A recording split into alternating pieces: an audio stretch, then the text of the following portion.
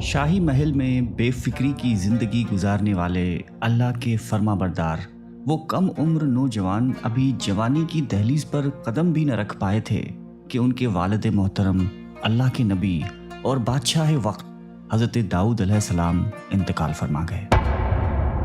انہوں نے اپنی عمر مبارک کے صرف 13 برس ہی دیکھے تھے کہ عظیم الشان سلطنت کا بوجھ ان کے کاندھوں پر آ گیا۔ تخت شاہی پر تشریف فرما ہوئے تو اپنے رب کے حضور کامیابی کی دعا کرتے ہوئے عرض گزار ہوئے کہ اے میرے پروردگار، مجھے ایسی بادشاہت عطا فرما جو میرے بعد کسی کو بھی میسر نہ ہو۔ رب العالمین نے اپنے محبوب بندے کی دعا کو شرف قبولیت بخشا اور دنیا کی ہر شے کو ان کے مطیع و فرما بردار بنا دیا۔ نبوت و حکمت سے سرفراز فرما کر ہوا، سمندر، پہاڑ، دریا، چرند پرند، انسان، حیوان، جنات اور شیاطین، مال و دولت، نباتات و معدنیات، حتیٰ کہ جانوروں اور پرندوں کی بولیوں تک کا علم اپنے نبی علیہ السلام کے قدموں میں ڈھیر کر دیا۔ خود اللہ تعالیٰ قرآن کریم میں فرماتا ہے کہ ہم نے تند و تیز ہوا کو سلیمان علیہ السلام کے تابع کر دیا، اور ہم نے جنات کو بھی اور دوسرے جنات یعنی شیاطین کو بھی جو زنجیروں میں جکڑے رہتے ہیں ان کے ماتحت کر دیا۔ دنیا میں بڑے بڑے بادشاہ گزرے لیکن حضرت سلیمان علیہ السلام جیسی بادشاہت کسی کو نصیب نہیں ہوئی۔ اللہ کے برگزیدہ بندے اور بنی اسرائیل کے نبی حضرت سلیمان علیہ السلام کے والد بھی نبی تھے۔ ارشاد باری تعالیٰ ہے کہ اور ہم نے یقیناً داؤد علیہ السلام اور سلیمان علیہ السلام کو علم دے رکھا ہے۔ اللہ تعالیٰ نے حضرت سلیمان علیہ السلام کو جانوروں اور پرندوں کی بولیاں جاننے کا علم دیا تھا۔ ایک مرتبہ حضرت سلیمان جنوں اور حیوانات کے عظیم الشان لشکر کے ساتھ کسی جگہ تشریف لے جا رہے تھے۔ لشکر عظیم چلتے چلتے ایک ایسی وادی میں پہنچا جو بے شمار چونٹیوں کا مسکن تھی۔ چونٹیوں کی ملکہ نے جب اتنے بڑے لشکر کو دیکھا تو کہنے لگی کہ اے چونٹیوں، اپنے اپنے گھروں میں گھس جاؤ، ایسا نہ ہو کہ بے خبری میں سلیمان علیہ السلام اور اس کا لشکر تمہیں رون ڈالے۔ حضرت سلیمان علیہ السلام نے ان کی بات سنی تو مسکرا دیے اور اللہ سے دعا کی کہ اے میرے پروردگار، تو مجھے توفیق دے، میں تیری ان نعمتوں اور احسانات کا شکر بجا لاؤں جو تو نے مجھ پر اور میرے ماں باپ پر کیے ہیں۔ حضرت ابن عباس رضی اللہ تعالیٰ عنہ سے مقتول ہے کہ نبی علیہ السلام نے 4 جانوروں کو قتل کرنے سے منع فرمایا ہے: چونٹی، شہد کی مکھی، ہدہد اور لٹورا۔ قوم سبا 800 سال پہلے یمن کے علاقے میں آباد تھی۔ اس زمانے میں یمن تہذیب و تمدن کا گہوارہ تھا جس کی شان و شوکت دیکھنے سے تعلق رکھتی تھی، مگر پھر آہستہ آہستہ وہ قوم مذہبی اور اخلاقی زوال کا شکار ہوئی۔ بالآخر انہیں ناشکری اور سرکشی کی سزا دی گئی اور انہیں فراہم کردہ تمام نعمتیں سلب کر دی گئیں، اور یوں ایک خوفناک سیلاب قہر خداوندی بن کر ان پر ٹوٹ پڑا اور اس قوم کا نام و نشان ایسا مٹا کہ دنیا میں ان کی صرف داستانیں ہی باقی رہ گئی ہیں۔ ملکہ سبا کا نام تاریخی کتابوں میں بلقیس بنت شراحیل بتایا گیا ہے کہ ملکہ بلقیس کے باپ دادا ملک یمن کے بادشاہ تھے۔ ایک روایت کے مطابق ملکہ بلقیس کی ماں جنات میں سے تھی۔ ان کے باپ نے ایک جن عورت سے شادی کی تھی۔ اللہ تعالیٰ نے ملکہ بلقیس کو وسیع مملکت، شان و شوکت، مال و دولت، ہیرے جواہرات کے علاوہ خوب حسن و جمال سے بھی عطا فرمایا تھا۔ ان کی قوم سورج کی پرستش کرتی تھی۔ بعض نے لکھا ہے کہ مجوسی تھے جو آگ سمیت ہر روشنی کی پرستش کرتے ہیں۔ ایک مرتبہ حضرت سلیمان علیہ السلام نے سفر کے دوران ہدہد کو حاضر ہونے کا حکم دیا۔ ہدہد اس وقت موجود نہیں تھا۔ اس کے بغیر اطلاع غیر حاضر ہونے پر آپ کو غصہ آ گیا اور آپ نے فرمایا کہ اگر ہدہد نے غیر حاضری کی معقول وجہ نہیں بتائی تو اسے سخت سزا دوں گا یا ذبح کر دوں گا۔ حضرت عبداللہ بن عباس رضی اللہ تعالیٰ عنہ سے سوال کیا گیا کہ تمام پرندوں میں صرف ہدہد کو کیوں بلایا گیا؟ آپ نے جواب دیا کہ حضرت سلیمان علیہ السلام نے کسی ایسی جگہ قیام فرمایا تھا جہاں پانی نہیں تھا۔ اللہ تعالیٰ نے ہدہد کو یہ خاصیت عطا فرمائی تھی کہ وہ زمین کے اندر کی چیزوں اور زمین کے اندر بہنے والے چشموں کو دیکھ لیتا تھا۔ حضرت سلیمان علیہ السلام کا مقصد یہ تھا کہ ہدہد سے معلوم کریں کہ اس میدان میں کتنی گہرائی میں پانی ہے۔ ہدہد کی نشاندہی کے بعد وہ جنات کو حکم دیتے کہ زمین کھود کر پانی نکالو۔ ہدہد زمین کے اندر کی چیزوں کو دیکھ لیتا ہے، لیکن عجیب بات یہ ہے کہ اس زمین کے اوپر شکاری کا بچھایا ہوا جال نظر نہیں آتا اور عموماً جال میں پھنس جاتا ہے۔ ابھی کچھ دیر ہی گزری تھی کہ ہدہد حاضر ہو گیا اور کہنے لگا کہ میں آپ کے لیے ایک ایسی خبر لایا ہوں جس کا آپ کو علم نہیں۔ میں آپ کے پاس ملک کے یمن سے ایک سچی خبر لایا ہوں۔ میں نے دیکھا کہ ایک عورت وہاں کے لوگوں پر بادشاہت کر رہی ہے اور اسے وہاں ہر قسم کی چیز میسر ہے۔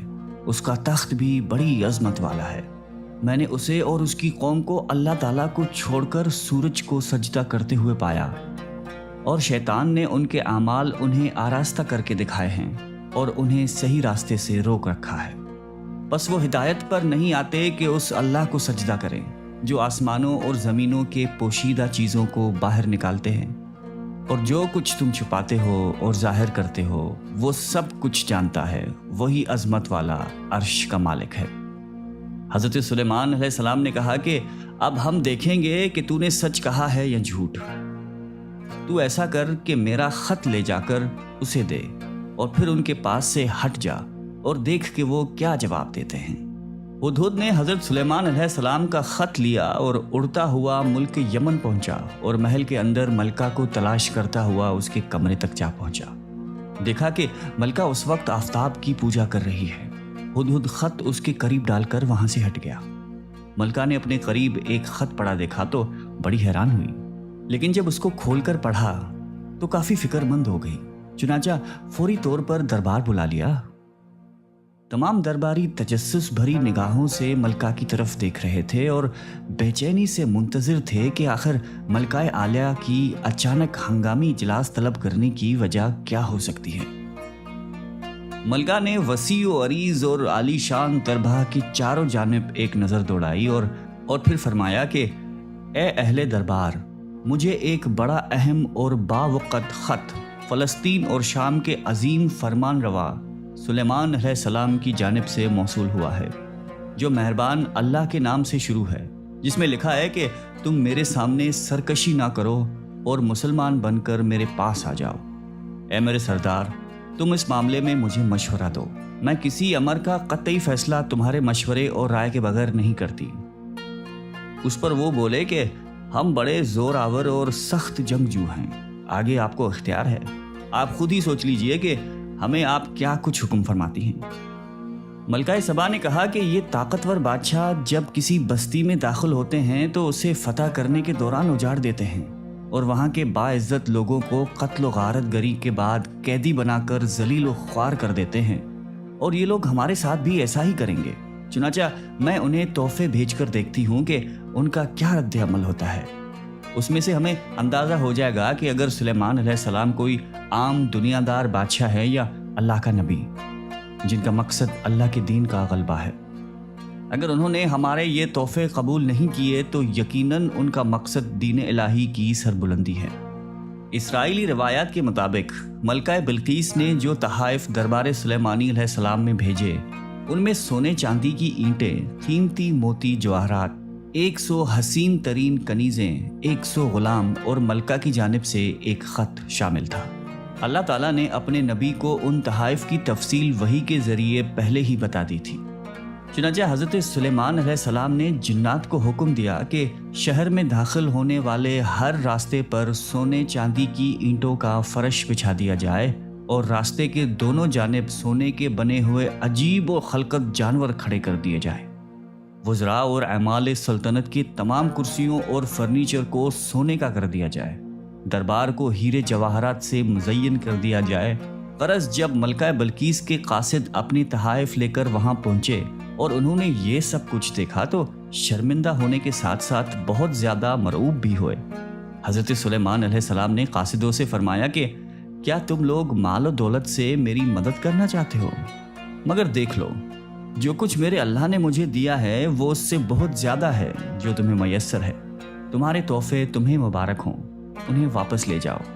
ہم ان پر ایسے لشکر سے حملہ کریں گے جس کے مقابلے کی ان میں طاقت نہیں ہوگی، اور انہیں وہاں سے بے عزت کر کے نکال دیں گے اور وہ ذلیل و خوار ہوں گے۔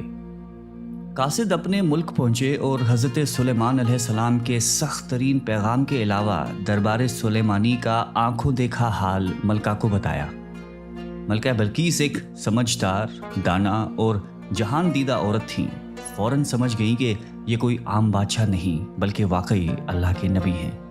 لہذا اپنے ملک کو جنگ سے بچانے کے لیے انہوں نے بھی بنفس نفیس حضرت سلیمان علیہ السلام کی دربار میں حاضر ہو کر اپنی اطاعت کا یقین دلانے کا فیصلہ کیا، اور ایک دن اپنے مصاحبین کی ایک جماعت کے ساتھ ملک شام کی جانب روانہ ہوئی۔ ملکہ ابھی راستے میں ہی تھی کہ اللہ تعالیٰ نے حضرت سلیمان علیہ السلام کو وحی کے ذریعے بتا دیا کہ ملکہ بلقیس تمہاری فرمان بردار بن کر حاضر ہو رہی ہے۔ یہ موقع تھا کہ جب حضرت سلیمان علیہ السلام نے ملکہ اور اس کے مصاحبین کو مزید شان اعجازی دکھانے کا فیصلہ کیا، تاکہ وہ جان سکے کہ اللہ کے نیک لوگ شان و مرتبے میں کفار سے کہیں زیادہ طاقتور اور باکمال ہوتے ہیں۔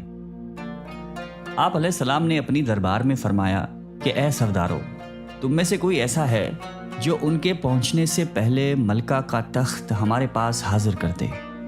جنات میں سے ایک قوی ہیکل جن نے کہا کہ قبل اس کے کہ آپ علیہ السلام اپنی جگہ سے اٹھیں، میں اس تخت کو آپ کے پاس لا کر حاضر کر دیتا ہوں، میں اس پر قادر ہوں اور ایماندار بھی ہوں۔ ایک شخص جس سے کتاب الہی کا علم تھا کہنے لگا کہ میں آپ کی آنکھ کے جھپکنے سے پہلے اسے آپ کی خدمت میں حاضر کر دیتا ہوں۔ جب آپ نے اسے اپنے پاس موجود پایا تو کہنے لگے، ھذا من فضل ربی، یہ سب میرے رب کا فضل ہے تاکہ وہ مجھے آزمائے کہ میں شکر گزاری کرتا ہوں یا کفران نعمت، اور جو شکر کرتا ہے تو اپنے ہی فائدے کے لیے کرتا ہے۔ وہ اہل کتاب کون تھا اور وہ کتاب کون سی تھی اور وہ علم کیا تھا جس کے زور پر یہ دعویٰ کیا گیا کہ پلک جھپکتے ہی تخت کو حاضر کر دوں گا، اور ایسا ہی ہوا۔ اس میں مفسرین کے مختلف اقوال ہیں، جبکہ مذکورہ تینوں سوالوں کی پوری حقیقت تو اللہ تعالیٰ ہی جانتا ہے۔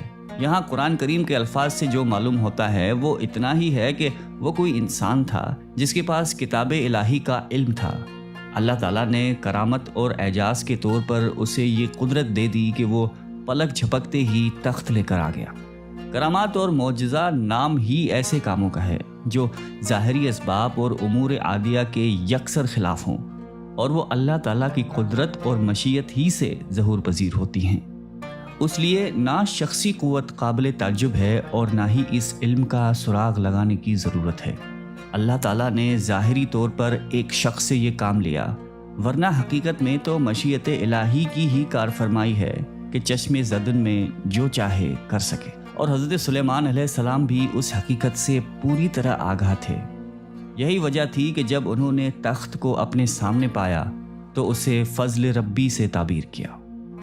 حضرت سلیمان علیہ السلام نے ملکہ سبا کا امتحان لینے کے لیے ان کے تخت میں کچھ رد و بدل کروا دیا۔ جب وہ آئیں تو ان سے پوچھا کہ کیا تمہارا تخت بھی اسی طرح کا ہے؟ ملکہ نے کہا کہ یہ تو گویا ہو بہو وہی ہے، اور ہمیں تو پہلے ہی سے معلوم ہو گیا تھا اور ہم فرمان بردار ہو چکے تھے۔ ملکہ بلقیس کے آنے سے پہلے حضرت سلیمان علیہ السلام نے ایک ایسی عجیب و غریب عمارت بنانے کا حکم دیا جس میں نہایتی شفاف شیشہ استعمال کیا گیا تھا۔ اس شیش محل کے صحن میں ایک نہایتی شاندار حوض بنوایا جس کے بہتے پانی میں مچھلیاں اور دیگر آبی جانور بھر کر اسے شیشے سے پاٹ دیا گیا۔ شیشہ اس قدر شفاف تھا کہ ظاہری نظر میں کوئی پہچان ہی نہیں سکتا تھا کہ پانی کے اوپر شیشے کا فرش ہے۔ محل کی بناوٹ ایسی تھی کہ محل کے اندر جانے کے لیے اس پر سے گزرنا لازم تھا۔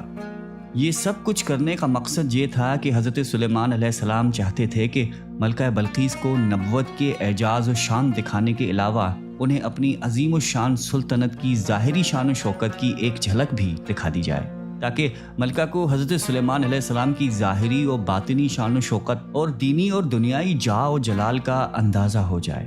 نیز اللہ تعالیٰ نے اپنے نبی حضرت سلیمان علیہ السلام کو تاریخ انسانیت میں جو ممتاز مقام عطا فرمایا وہ قوم سبا کی ملکہ عالیہ اور مملکت یمن کے فرمان روا اور مصاحبین نے اپنی آنکھوں سے دیکھ لیا۔ استقبالیہ تقریب کے اختتام پر حضرت سلیمان علیہ السلام نے ملکہ بلقیس کو محل کے اس مخصوص حصے کی جانب چلنے کی دعوت دی جو جنات کے ذریعے خصوصی طور پر ملکہ کے لیے تیار کروایا گیا تھا۔ ملکہ حضرت سلیمان علیہ السلام کے محل کے طلسم میں کھوئی ہوئی تھی کہ حضرت سلیمان علیہ السلام نے ان کی اندرونی کیفیت کا اندازہ کرتے ہوئے انہیں ایک بار پھر محل کے اندرونی حصے میں چلنے کی دعوت دی۔ ملکہ بلقیس دنیا کی عظیم ترین بادشاہت کی حسین ترین ملکہ تھی، اور ان کے وہم و گمان میں بھی نہ تھا کہ اس دنیا میں کوئی اور ہستی ان سے بھی زیادہ جاہ و جلال کی مالک ہو سکتی ہے۔ ملکہ حیرتوں کے سمندر میں ڈوبی اپنی نشست سے اٹھیں۔ حضرت سلیمان علیہ السلام نے ملکہ کو آگے بڑھنے کا اشارہ کیا اور خود چند قدم پیچھے ہو گئے۔ ملکہ نے آگے بڑھ کر شیش محل کے نفیس و شفاف فرش پر قدم رکھنا چاہا، لیکن دیکھا کہ صحن میں پانی بھرا ہوا ہے جس میں محل کے ستونوں اور میزبانوں کا عکس نظر آ رہا ہے۔ تو ملکہ نے سوچا کہ شاید پانی سے گزر کر آگے جانا بھی اس ملک کی کوئی استقبالیہ رسم ہوگی۔ چنانچہ انہوں نے پانی سے گیلا ہونے سے بچانے کے لیے اپنا دامن اوپر اٹھا لیا۔ حضرت سلیمان علیہ السلام نے کہا کہ یہ ایسا محل ہے جس کے نیچے بھی شیشے جڑے ہوئے ہیں۔ وہ بول اٹھیں کہ اے میرے پروردگار، میں خود پر ظلم کرتی رہی ہوں، اب میں سلیمان علیہ السلام کے ساتھ اللہ رب العالمین کی مطیع و فرمان بردار بنتی ہوں۔ یعنی جب ملکہ کو فرش کی حقیقت کا علم ہوا، وہ اپنی کوتاہی اور غلطی کا بھی احساس ہو گیا، اور انہوں نے اپنی کم عملی کا اعتراف کرتے ہوئے مسلمان ہونے کا اعلان کر دیا۔ ملکہ بلقیس کے مسلمان ہونے کے بعد کیا ہوا، قرآن کریم یا کسی مستند حدیث مبارک میں اس کی تفصیل نہیں ملتی۔ تاہم ابن عساکر نے حضرت عکرمہ رضی اللہ تعالیٰ عنہ سے روایت کیا ہے کہ اس کے بعد ملکہ بلقیس حضرت سلیمان علیہ السلام کے نکاح میں آ گئی تھیں۔ انہیں ان کے ملک میں برقرار رکھ کر یمن واپس بھیج دیا گیا۔ حضرت سلیمان علیہ السلام ہر مہینے وہاں تشریف لے جاتے اور 3 روز قیام فرماتے تھے۔ حضرت سلیمان علیہ السلام نے ان کے لیے ملک یمن میں 3 عمدہ محلات ایسے ہی تعمیر کروا دیے تھے جن کی مثال و نظیر نہیں ملتی۔ علامہ عماد الدین ابن کثیر تحریر فرماتے ہیں کہ سبا یمن کے بادشاہوں اور اس ملک کے باشندوں کا لقب ہے۔ ملکہ بلقیس بھی اس قوم سے تعلق رکھتی تھیں۔ اللہ تعالیٰ نے اس قوم کو بے حساب رزق اور آرام اور آسائش کے تمام اسباب مہیا فرمائے، اور اس کے ساتھ ساتھ اپنے 13 انبیاء کا نزول بھی فرمایا تاکہ یہ اللہ کی وحدانیت کا اقرار، احکام کی اطاعت کریں اور نعمتوں، انعام اور اکرام کا شکر ادا کرتے رہیں۔ لیکن وہ لوگ اپنی غفلت اور نافرمانی سے باز نہ آئے، یہاں تک کہ اللہ تعالیٰ نے ان پر ایک سیلاب کا عذاب نازل فرمایا جسے ان کے شہر و باغات سمیت ہر چیز کو ویران اور برباد کر دیا۔ اللہ تعالیٰ ہم سب کو قلب سلیم عطا فرمائے اور قرآن اور حدیث پہ چلنے کی توفیق عطا فرمائے۔ آمین۔